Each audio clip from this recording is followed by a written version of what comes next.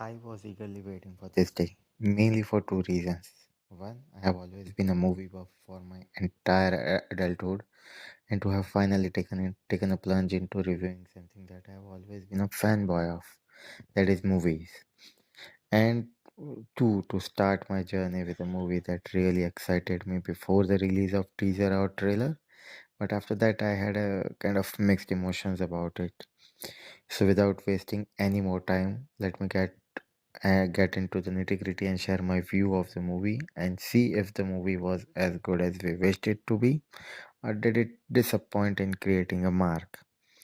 So it's 1942 and there is an ongoing conference of Doctors Society in Bangalore where Dr. Roy Jamnadas, played by Murli Sharma, is supposedly trying to discuss about surrogacy and limits of science, but ends up debating about bloodline somehow. Dr. Roy is also one of the founder of Jamnadas Orphanage. Remember Gulmal? One day at their orphanage, they have two couples who wants to adopt two twins. Now the doctor has an idea and interchanges the babies to prove his bloodline theory. While growing up, one child develops a special power that electricity can't do nothing to him, but every time he touches the electricity, his twin brother passes on the electricity to some other random person. What confusion this creates in their life, how they manage to cope with it, and do they ever meet each other? And the confusion created around them makes the basic story of Rohit Shetty directed Circus. Now, honestly, the movie feels a mix of Angur, Judwa, and Rohit Shetty's own All the Best. To be honest, as a viewer, I have no issues in movies taking inspiration or reminding us of old characters to make us nostalgic and to make us smile. But with Rohit Shetty movies, it is becoming almost a given.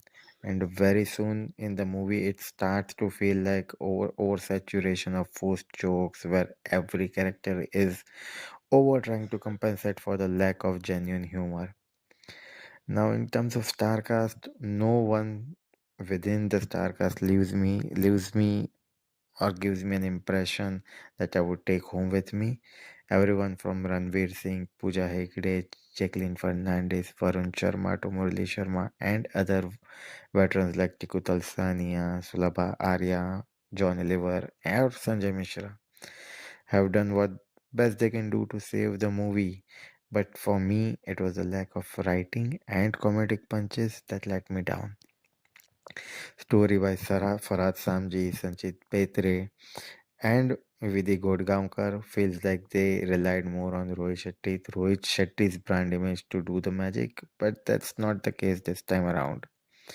In terms of technical aspect and cinematography, they are okay, but in some scenes they lack the finesse which is required at this scale, which you will definitely feel in a sequence in climax, and you will notice that sequence very clearly when you will be watching the movie.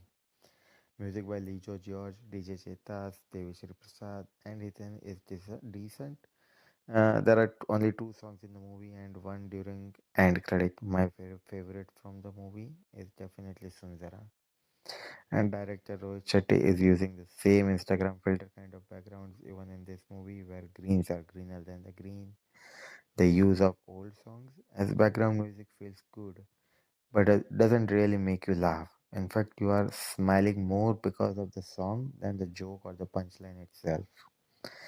In one line, the movie works for me in parts, but fails to make me laugh how I expect to in a Rohit Shetty venture. My recommendation is that you skip on this movie unless you have nothing else to do this weekend. So thank you all for watching. If you like what you saw, then do not forget to like, share, and subscribe. Also, you can follow me on the Instagram. The handle is in the description, and I'll see you in the next video. Thanks a lot.